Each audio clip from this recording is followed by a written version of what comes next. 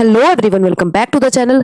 Different exams में जो civil engineering के क्वेश्चन पूछे गए हैं, जेईई एग्जाम हो या एई एग्जाम में, उन क्वेश्चंस को हम सॉल्व करेंगे। तो पहले क्वेश्चन की तरफ चलते हैं। तो first question is the process of taking out stones from natural rock is known as. तो ये प्रोसेस जो होती है हमारी, जिसमें हम पत्थरों को चट्टान में से निकालते हैं, उस प्रोसेस को हम क्या कहते हैं? तो अगर इस क्वेश्चन की बात करें तो पहला ऑप्शन है cladding, second is weathering, third one is dressing and fourth one is squaring. तो अगर हम बात करते हैं क्लैडिंग की, तो क्लैडिंग क्या होता है? जब कोई मैटर होता है उसके ऊपर हम किसी चीज की कोटिंग करते हैं, तो उस प्रोसेस को हम क्लैडिंग कहते हैं। वेल वहीं पर अगर हम वेदरिंग की बात करें तो जो हमारा एक रॉक होता है, रॉक का वेदरिंग होने लगती है जब हमारी कोई फिजिकल एजेंट के थ्रू, वाटर के थ्रू, एनिमल्स के थ्रू, इंसेक्ट के थ्रू, एयर के थ्रू, जब उसकी वेदरिंग, उसका डिसइंटीग्रेशन होने लगता है, तो उस प्रोसेस को हम वेदरिंग कहते हैं। और एक होता है हमारा ड्रेसिंग, जब हम एक पर्टिकुलर जो स्टोन होता है उसको एक पर्टिकुलर शेप देते हैं, तो उस प्रोसेस को हम कहते हैं ड्रेसिंग। और जो हमारा लास्ट वन है quarrying, quarrying is the correct answer, क्योंकि इसी प्रोसेस को कहा जाता है कि नेचुरल रॉक में से जो हम स्टोन को टेक आउट करते हैं, निकालते हैं, इस प्रोसेस को हम क्वेरिंग कहते हैं। तो इस क्वेश्चन का आंसर हमारा डी हो जाएगा। D option will be the correct answer. Next question की तरफ बढ़े तो नेक्स्ट क्वेश्चन है which of the following is the chemical classification of rock. तो रॉक को जब हम फिजिकली और केमिकली क्लासिफिकेशन करते हैं, तो केमिकल क्लासिफिकेशन हमारे तीन टाइप के होते हैं, तीन टाइप के केमिकल क्लासिफिकेशन है। पहला है हमारा सिलीशियस, सिलीशियस होता है हमारा। फिर अगर हम बात करें तो एक और है हमारा आर्गिलीसियस, आर्गिलीसियस। और एक होता है हमारा, एक होता है सिलीशियस, एक होता है हमारा आर्गिलीशियस, और एक होता है हमारा कैल्सेरियस, कैल्सेरियस। तो अगर हम बात करते हैं तो ये तीन टाइप से हम केमिकली डिस्ट्रीब्यूट करते हैं। सिलीशियस वो होते हैं जिसमें सिलिका का कंटेंट ज्यादा पाया जाता है। आर्गिलिसियस वो होते हैं जिसमें क्ले या फिर एल्यूमिनिया का कंटेंट ज्यादा देखा जाता है।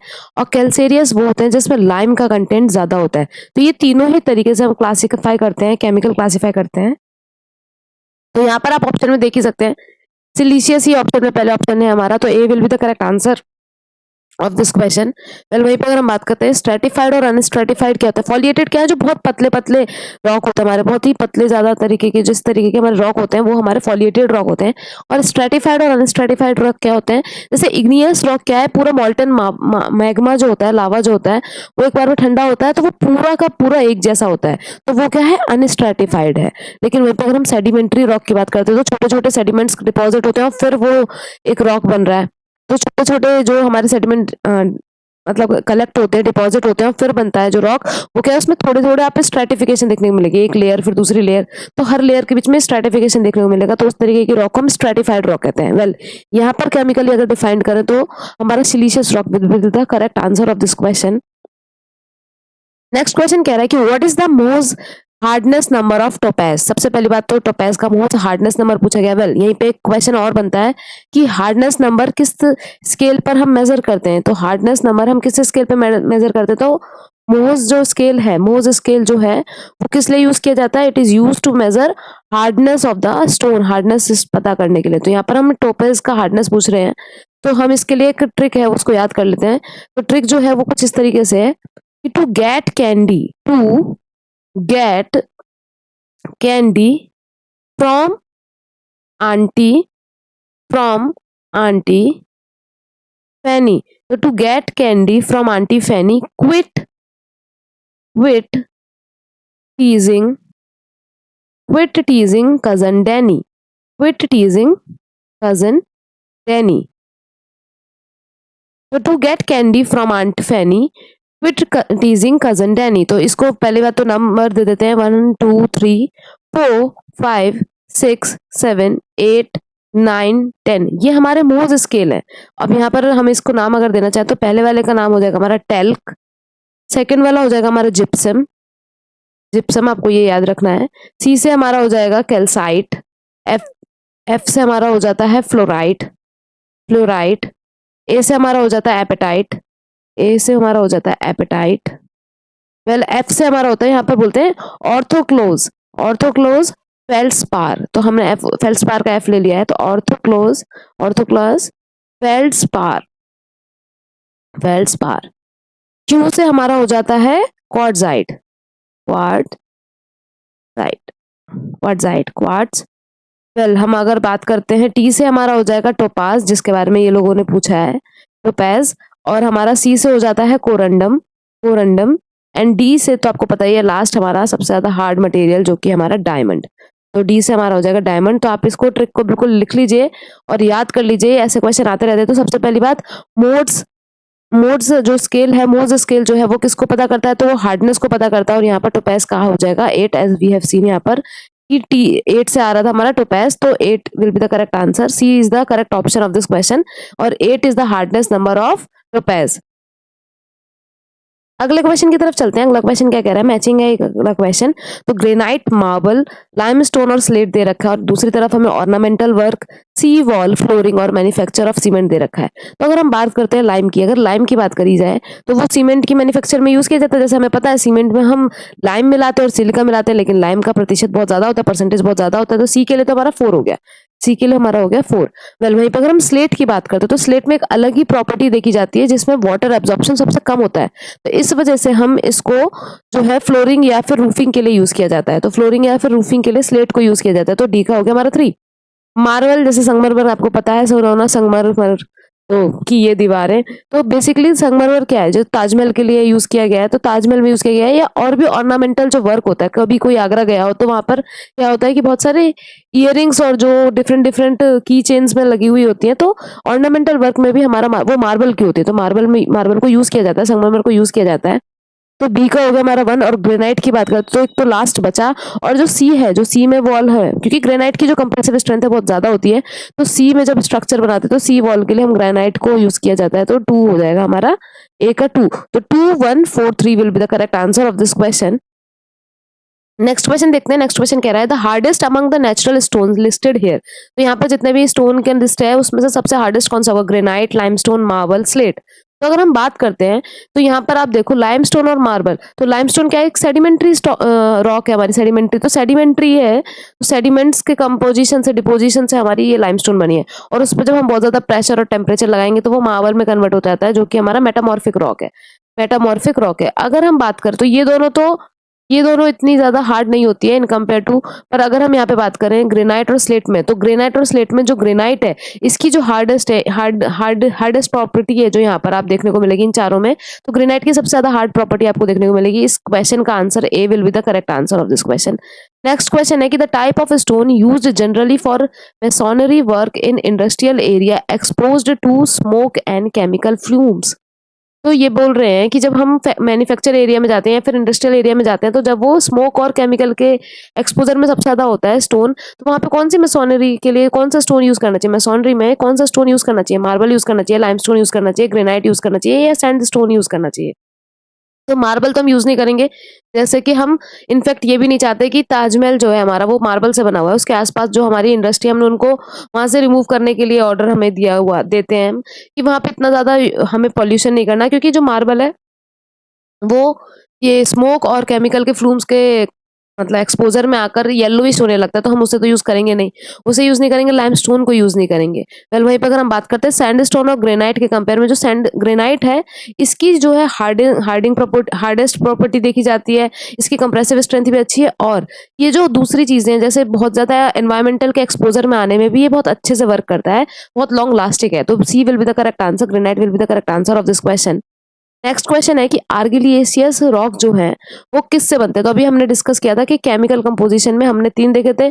एक हमने देखा था केमिकल, जब हमने कंपोजिशन रॉक का देखा तो एक तो सिलीसियस था, फिर उसके बाद अगर हम बात करें तो हमने दूसरा देखा था आर्गिलियसियस, जो हम अभी देख रहे हैं क्वेश्चन में, उसके बारे में हमें डिस्कस करना है आर्गिलियसियस।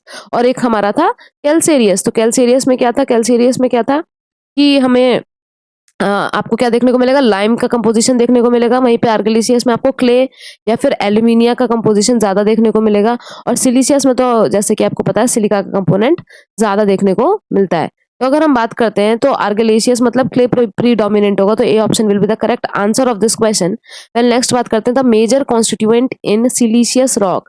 तो जब सिलिशियस रॉक में अगर हम ज्यादा मेजर कॉन्स्टिट्यूएंट की बात करें, तो अभी जैसे देखा कि सिलिका का कंपोजिशन ज्यादा होगा तो सिलिशियस रॉक हो जाएगी। तो इस क्वेश्चन का आंसर क्या हो जाएगा, लाइम मतलब कैल्सेरियस। हम बार बार इसलिए कर रहे हैं कि यहीं पे याद हो जाए। तो लाइम मतलब कैल्सेरियस, क्ले है मतलब आर्गिलिशियस और सिलिका है तो हमारा सिलिशियस। मे बी मैंने पीछे स्पेलिंग थोड़ी सी रॉन्ग कर दी होगी, पर आप समझ रहे होंगे वर्ड्स।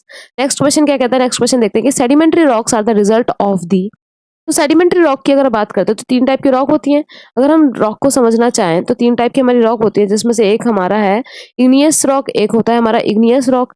जिसमें इग्नियस रॉक की अगर बात करते हैं तो ये हमारा मोल्टन जो लावा होता है भाई हमारे अर्थ के अंदर, जो हमने अगर अर्थ की देखें हम, क्रस्ट के नीचे मेंटल है, फिर कोर है, तो वहां पर हमारा मोल्टन लावा जो है कि हमारा आयरन का है और डिफरेंट डिफरेंट मिनरल का एक लिक्विड फॉर्म में जो लावा है वो फ्लो कर रहा है।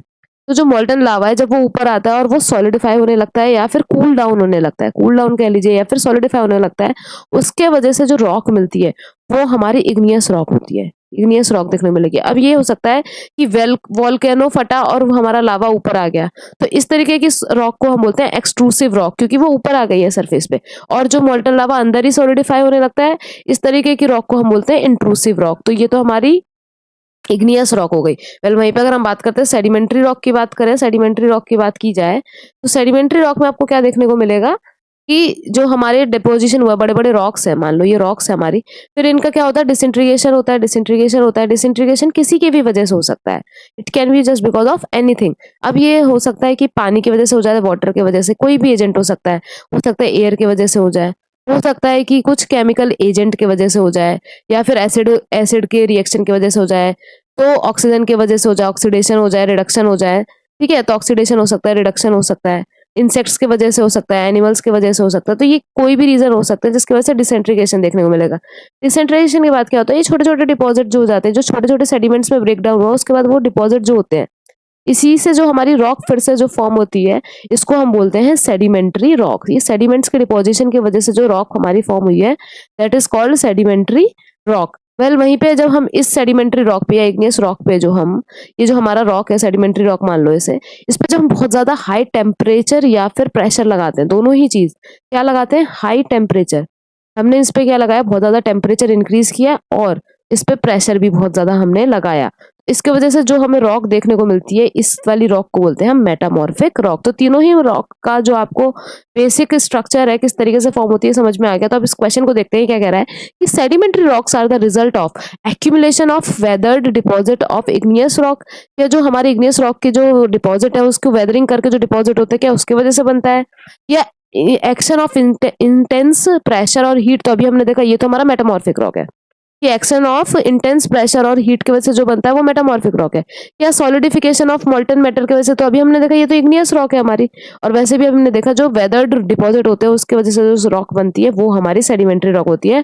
तो A option will be the correct answer of this question. A is the correct answer of this question. Next question की तरफ चलते हैं। नेक्स्ट क्वेश्चन क्या कह रहा है, which of the following is not a sedimentary rock. तो इनमें से कौन सा हमारा सेडिमेंट्री रॉक नहीं है। तो अगर हम सेडिमेंट्री रॉक की बात करते हैं तो हमें पता ही है ये बात, ये सेडिमेंट्री रॉक बेसिकली किससे फॉर्म होती है, कि जो हमारे रॉक्स हैं, जो हमारे बड़े बड़े चट्टान हैं, उनके छोटे छोटे वेदरिंग होने के बाद जो छोटे पार्टिकल्स होते हैं उनके डिपोजिशन की वजह से सेडिमेंट्री रॉक फॉर्म होती है। तो अगर हम सेडिमेंट्री रॉक की बात करें तो इनमें से लिग्नाइट क्या है, लिग्नाइट कौन सी रॉक है, लिग्नाइट हमारी बेसिकली जो कोल होती है उससे फॉर्म होता है। और कोल हमें पता है, लिग्नाइट हमारा किससे फॉर्म होता है, कोल से। और कोल हमें पता है एक तरीके की सेडिमेंट्री रॉक है। बेसिकली ये क्या होता है, डेड डेड प्लांट्स और जो एनिमल्स होते हैं उनके जो डेड प्लांट्स और एनिमल्स हैं उनके डिकम्पोजिशन से, जो उनकी कन्वर्जन से बनता है। सबसे पहले हमारा ये फॉसिल फ्यूल है जो हमें पता है कि ये डेड प्लांट और डेड एनिमल के मैटर से कन्वर्ट होता है, पीट में कन्वर्ट होता है। फिर पीट के 3 फॉर्म निकलेंगे अलग अलग, जो कि एक one of the form is lignite. तो एक लिग्नाइट होगा, एक बिटुमिनस होगा और एक एंथ्रासाइट होगा। तो बेसिकली ये डेड प्लांट एंड एनिमल के मैटर से, डिकम्पोजिशन से हमारा कोल बनता है और उससे हमारा ये लिग्नाइट फॉर्म होता है। ये भी एक हमारा सेडिमेंट्री रॉक है। सैंडस्टोन भी हमारा सेडिमेंट्री रॉक है and gravel is also a sedimentary rock. Well वहीं पे लेकिन हम डोलेराइट की बात करें तो ये सेडिमेंट्री रॉक नहीं है। इसका मतलब इस क्वेश्चन का आंसर तो हमारा ये हो जाएगा कि डोलेराइट is a rock which is not a sedimentary. तो डोलेराइट इज जो है हमारा, इसका करेक्ट आंसर हो जाएगा क्योंकि ये एक सेडिमेंट्री रॉक नहीं है। तो ये कौन सी तरीके की रॉक है, तो इसकी बात करें तो ये एक हमारी हाइपा वेसल रॉक है। हाइपा वेसल रॉक क्या होते हैं, हाइपा वेसल रॉक क्या है, ये भी एक तरीके का इग्नियस रॉक होता है। जैसे इग्नियस रॉक में अभी हमने देखा था एक सबसे डीप मैग्मा जो है हमारा वहीं पे सॉलिडिफाई हो जाता है, तो वो इंट्रूसिव हो गया। एक होता है जो डीप होता है और एक होगा जो सरफेस पे आके होगा। एक जो मीडियम स्पेस में, जो हमारा मीडियम स्पेस में जो हमारा सॉलिडिफाई होते हैं उसको बोलते हैं हम हाइपा वेसल। तो ये हमारा डोलेराइट उसका अच्छा एग्जाम्पल है। ऊपर से इसकी अगर हम बात करें तो इसमें कूलिंग जो है बहुत क्विक देखने को मिलती है। तो इसकी जो कूलिंग है जो कूलिंग प्रोसेस है वो इसमें बहुत क्विक देखने को मिलती है, क्विक होती है बहुत ज़्यादा। तो कूलिंग प्रोसेस बहुत क्विक देखने को मिलेगी और जो फाइन ग्रेन क्रिस्टल्स हैं, उससे ये फॉर्म होता है। तो एक तरीके से कूलिंग क्विक देखने को मिलेगी, मीडियम या फिर शैलो डेप्थ पर हो जाता है हमारा, जो अर्थ सरफेस की शैलो डेप्थ पर हमारा ये फॉर्म हो जाते हैं। तो ये डोलेराइट ये सेडिमेंट्री रॉक का एग्जाम्पल नहीं है। So D option will be the correct answer of this question. Next question की बात करते हैं, तो specific gravity for the most building stone lies in between. तो अगर हम मोस्ट ग्रेविटी स्पेसिफिक ग्रेविटी बात करें, जो बिल्डिंग स्टोन जो होते हैं हमारे, उनके बीच में किस में लाई करती है, तो स्पेसिफिक ग्रेविटी क्या होती है? सबसे पहली बात, स्पेसिफिक ग्रेविटी हम जैसे जी से शो करते हैं।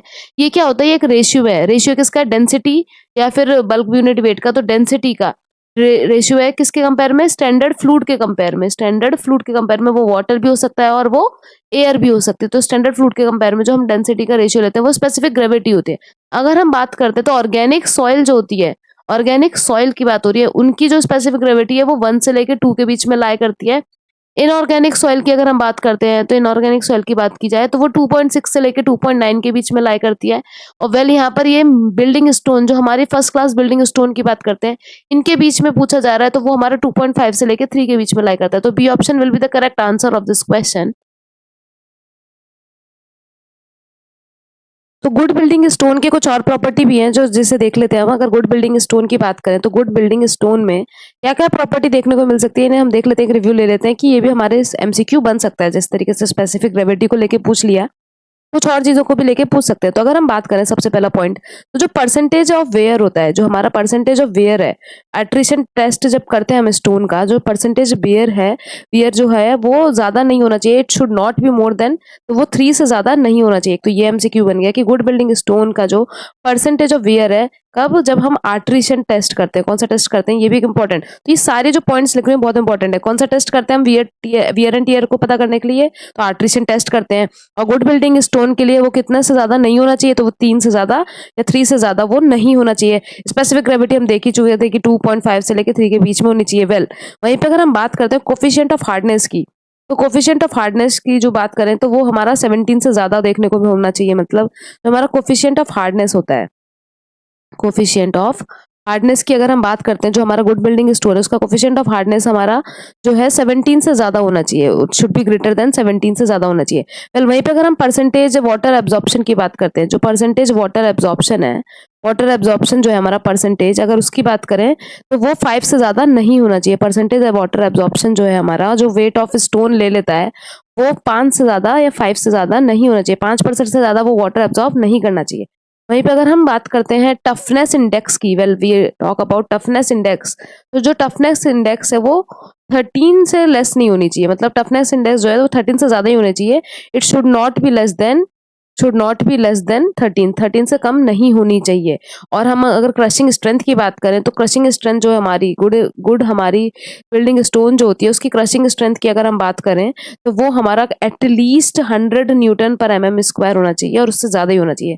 और जो क्रशिंग स्ट्रेंथ है, crushing strength of good building material है, good building stone is greater than, कितने ग्रेटर होना चाहिए? 100 न्यूटन पर एमएम स्क्वायर से ज्यादा होना चाहिए। तो ये सब कुछ प्रॉपर्टी हैं जो हमने गुड बिल्डिंग स्टोन के बारे में डिस्कस कर लिए। इनसे भी एमसीक्यू बन सकता है। नेक्स्ट क्वेश्चन की तरफ चलते हैं। तो the tendency of a stone is to split along. तो जब हमारी जो स्टोन होती है उसको जो स्प्लिट करते हैं, मतलब बीच से जो हमारा टूटता है, तो वो किसके अलोंग स्प्लिट होता है? सबसे पहली बात, स्ट्रक्चर क्या है? स्ट्रक्चर तो हमें पता है, एक तरीके का जो सुपर स्ट्रक्चर और सब स्ट्रक्चर, मतलब किसी चीज की भी संरचना हमारा स्ट्रक्चर होता है। तो ये तो ऑप्शन नहीं होगा ऑब्वियसली। टेक्सचर क्या है कि किसी चीज का जो किस तरीके से दिख रहा है, किस तरीके से उसका गठन हुआ है, वो टेक्सचर है। तो ए और डी तो आप ऐसे ही हटा सकते हैं। अब फ्रैक्चर का मतलब क्या है? जब हम एक लोड लगाते हैं, फिर हटाते हैं, फिर लोड लगाते हैं, फिर हटाते हैं, तो जिस तरीके से उसमें डिफॉर्मेशन देखने को मिलता है, और फिर इतने लोड लगाने और हटाने के बाद से लोडिंग और अनलोडिंग की वजह से जो डिफॉर्मेशन होता है, जो ब्रेक डाउन होता है, वो फ्रैक्चर है। तो यहाँ पर वो बोल रहा है कि जो स्टोन है वो किसके अलोंग स्प्लिट कर जाता है? तो cleavage will be the correct answer of this question. C is the correct answer. Cleavage के अलोंग जो हमारा स्टोन है उसकी टेंडेंसी होती है कि वहां से वो स्प्लिट कर जाएगा। नेक्स्ट क्वेश्चन की बात करते हैं। तो क्वेलाइन, तो जैसे हमने अभी पढ़ा था कि जो क्ले का मटेरियल होता है, क्ले के मटेरियल में हमने 3 चीज पढ़ी है। क्वेलाइन होता है, एक मॉन्ट मोरेलो नाइट होता है, मॉन्ट मोरेलो नाइट होता है, और एक होता है हमारा एलाइट। तो ये तीनों ही हमारे क्ले के परसेंटेज के कारण चेंज होते हैं। ये तीनों ही क्ले के परसेंटेज के कारण चेंज होते हैं। तो वो बोल रहा है कि कौन सा रॉक होता है? तो हम इससे भी अनुमान लगा सकते हैं, इससे भी एक हम आइडिया ले सकते हैं कि ये किस तरीके का रॉक होगा। तो बेसिकली अगर हम बात करें तो केओलाइन जो है हमारा, या मोंटेमोरियलाइट या एलाइट होता है, इसमें लाइट होता है। इसमें बेसिकली आपको क्ले का मटेरियल ज्यादा देखने को मिलेगा, क्ले प्रीडोमिनेंट होता है। और क्ले अगर अगर क्ले हमारा प्रीडोमिनेंट है तो कौन सा हो जाएगा, कैल्सेरियस हो जाएगा, आर्गिलेशियस हो जाएगा, या फिर सिलिशियस हो जाएगा। सिलिशियस मतलब सिलिका, ये तो नहीं होगा। और आर्गिलेशियस हमारा क्ले या फिर एल्यूमिना, तो ये हमारा B option will be the correct answer. और कैल्सेरियस पता है, ये लाइम होता है। नेक्स्ट क्वेश्चन क्या कह रहा है, नेक्स्ट क्वेश्चन है कि the dressing of a stone is done. तो जो हम ड्रेसिंग करते हैं, ड्रेसिंग क्या है, जो एक प्रॉपर शेप हम प्रोवाइड करते हैं।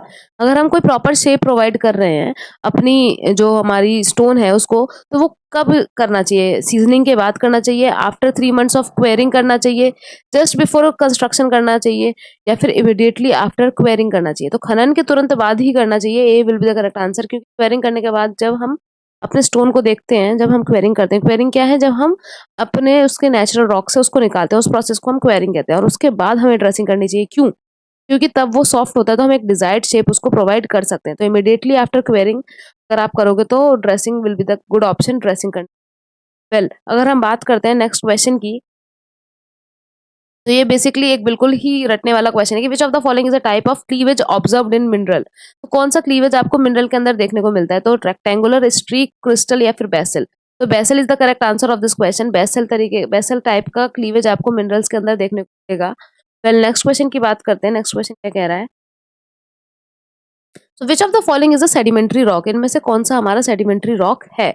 इनकी बात हो रही है, तो प्यूमाइस, जिप्सम, ग्रेनाइट, या फिर क्वार्ट्जाइट। तो प्यूमाइस, ग्रेनाइट और क्वार्ट्जाइट और जिप्सम में से कौन सा हमारा सेडिमेंट्री रॉक? तो प्यूमाइस ग्रेनाइट की बात करते हैं। अगर प्यूमाइस और ग्रेनाइट की बात करते हैं तो ये दोनों ही हमारे इग्नियस रॉक हैं। प्यूमाइस और ग्रेनाइट की बात करते हैं, ये हमारा इग्नियस रॉक है। वेल, वहीं पे क्वार्ट्जाइट की बात करते हैं तो क्वार्ट्जाइट हमारा मेटामॉर्फिक रॉक है। क्वार्ट्जाइट आपको देखने को मिलेगा, ये मेटामॉर्फिक रॉक है। और अगर हम इसकी बात करें, मेटामॉर्फिक रॉक है बेसिकली। और जिप्सम की बात करते हैं तो ये हमारा सेडिमेंट्री रॉक है। सेडिमेंट्री रॉक का एग्जांपल है हमारा जिप्सम। मेटामॉर्फिक रॉक है जो कि किससे मिलता है, जब हमारा सैंडस्टोन में क्वार्ट्ज की जो क्वार्ट्ज है उसका जो डोमिनेंस है वो सैंडस्टोन में ज्यादा देखने को मिलेगा। तो उस पे जब हम बहुत ज्यादा प्रेशर और टेम्परेचर लगाएंगे, अप्लाई करेंगे, तो आपको क्वार्ट्जाइट देखने को मिलेगा। तो quartzite is a metamorphic rock. Pumice and granite are the example of igneous rock and gypsum is the example of sedimentary rock. तो B option will be the correct answer of this question. Next question की तरफ चलते हैं। वो इस कह रहा है कि the rock contains several mineral is known as. तो इसमें सेवरल मतलब एक से ज्यादा मिनरल देखने को मिल रहे हैं, बहुत सारे मिनरल्स देखने को मिल रहे हैं, इस तरीके के रॉक को क्या कहेंगे? तो ऑब्वियसली मोनो का मतलब होता है single. Mono mean single, mono mineral तो एक मिनरल तो है नहीं, बहुत सारे मिनरल है, मतलब क्या होगा? B option will be the correct answer. Polymineralic rock, बहु खनिज चट्टान उसको कहा जाता है। वेल, नेक्स्ट क्वेश्चन देखें तो dolerite is a type of example. तो डोलराइट के बारे में अभी हमने पहले भी देखा था। तो डोलराइट किस टाइप का एग्जाम्पल है? इग्नियस रॉक का, सेडिमेंट्री रॉक का, मेटामॉर्फिक रॉक का। तो अगर हम बात करें डोलराइट की, अभी देखा था कि वो हमारा क्या होता है, जैसे अगर हमारा अर्थ क्रस्ट के अंदर जाके बहुत ज्यादा डीप डाउन में मैग्मा कूल होता है तो हमारा इंट्रूसिव होता है। उसी में अगर वो बीच की जो हमारी मीडियम हाइट होती है, मीडियम जो हमारा, ना ही वो सरफेस पे आ रहा है वॉल्केनिक इरप्शन के थ्रू, ना ही वो बहुत ज्यादा डीप डाउन है, मतलब मीडियम ही हाइट पर है कहीं, या फिर शैलो डेप्थ कह सकते हैं, डीप डेप्थ नहीं, शैलो डेप्थ पर जब हमारा कूल होता है मैग्मा और उसकी वजह से जो रॉक फॉर्म होते हैं वो हमारा हाइपरबेसल रॉक होते हैं वो बेसिकली हाइपरबेसल रॉक होते हैं। और इसका सबसे बेस्ट एग्जांपल हमारा डोलोराइट है। तो ये एक तरीके का इग्नियस रॉक है। तो ये option will be the answer of this question. Well, next question की बात करते हैं। बोल रहा है which of the type of is for roofing. इनमें से कौन सी टाइप की रॉक जब हम रूफिंग के लिए यूज करेंगे? ओवरबर्न्ड ब्रिक यूज करेंगे, ओवरबर्न्ड ब्रिक यूज करेंगे, या फिर बेसाल्ट यूज करेंगे, स्लेट यूज करेंगे, या फिर ग्रेनाइट यूज करेंगे? तो इन सब में से बेस्ट ऑप्शन हमारा स्लेट है। क्योंकि स्लेट में क्या है, वाटर एब्जॉर्प्शन जो हमारा होता है, मतलब कि इतना वाटर एब्जॉर्ब नहीं करता, बहुत ही कम अमाउंट का वाटर एब्जॉर्ब करता है। और हमें यही चाहिए कि वाटर रेजिस्टेंट होना चाहिए, क्योंकि रूफिंग पे हम देखने को रेन हो सकती है, फ्रॉस्ट हो सकता है, स्नो फॉल हो सकता है, तो वाटर का एब्जॉर्प्शन कम होना चाहिए उसमें। तो slate will be the correct answer of this question, the correct answer. तो आज हमने बहुत ही क्विक रिवीजन किया, बहुत सारे क्वेश्चंस को देखा। आई होप आप लोगों को मजा आया होगा। Like and subscribe our channel, share also, and thank you so much for watching.